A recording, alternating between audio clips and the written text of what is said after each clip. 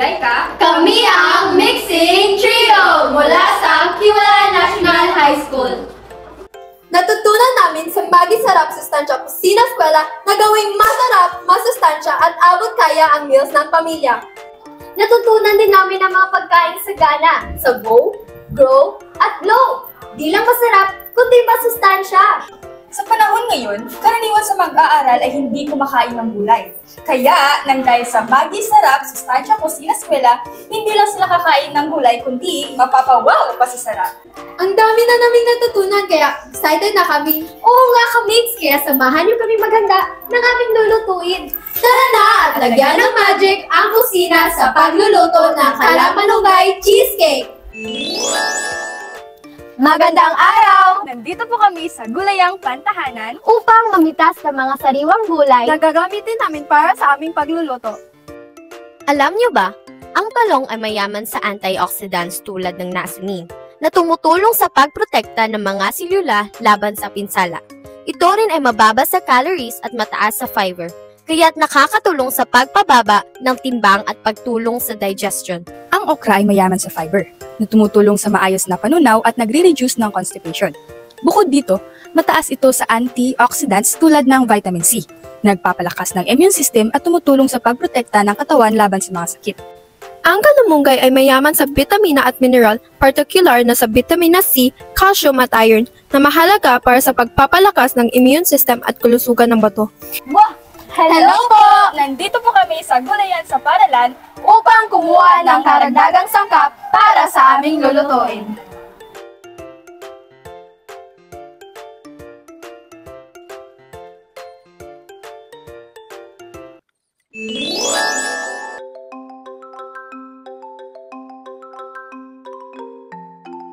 Sa isang malaking bowl, i-whip ang cream cheese hanggang maging smooth. Idagdag ang asukal, vanilla extract, kondensada, at all-purpose Nestle cream.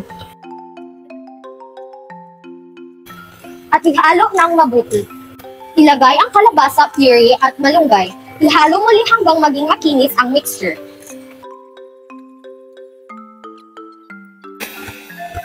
At iset aside. Ngayon naman, ilagay ang gelatin sa 1/4 cup na tubig. As ihalo. Ngayon naman, ihalo ang gelatin mixture sa ginawang cheesecake filling.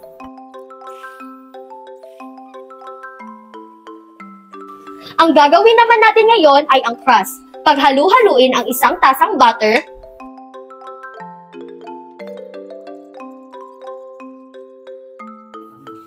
asukal, graham powder, at cinnamon. Ihalo ng mabuti. At ngayon naman mga kamix, i-aassemble na natin ang ating Kalamanugay Cheesecake.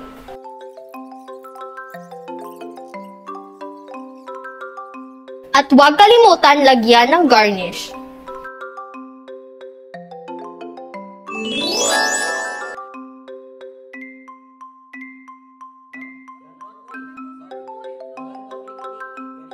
Nahanda na lahat ng mga sangkap para sa shrimp lady fingers. Una, i-marinate ang shrimp gamit ang Maggi Magic Sarap at white pepper.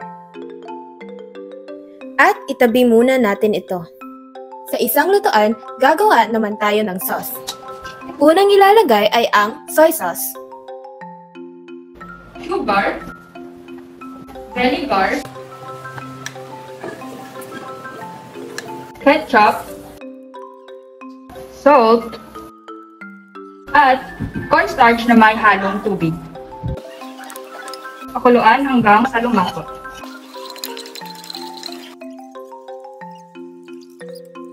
Ngayon naman, i-roll ang shrimp sa okra. Gamit ang toothpick, itusok ito para mag-lock.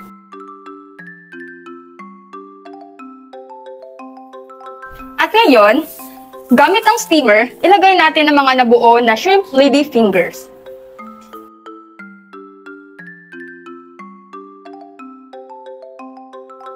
Ngayong luto na, ihain natin ang shrimp lady fingers.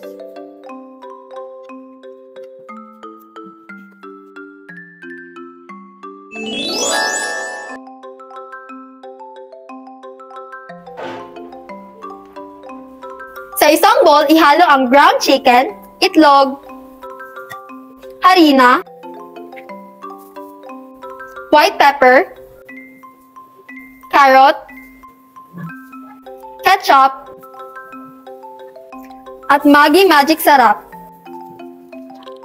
soy sauce, oyster sauce, salt, pickles, garlic, onions. Ihalo ito gamit ang hand gloves.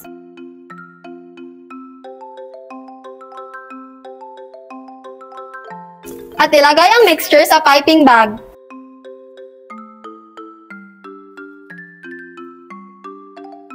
I-pipe ito sa seaweed sheets at i-roll.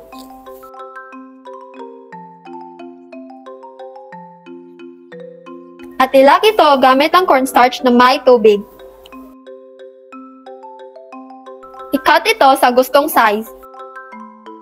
I-dip ito sa tubig na may cornstarch at ilagay sa pinamainitang mantika. At ngayon, iahon na natin ito at ilagay sa paglalagyan.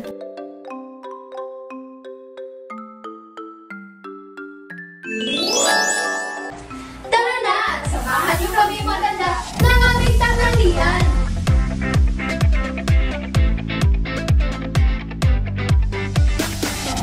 Naihanda na namin ang 4 na pinggang Pinoy.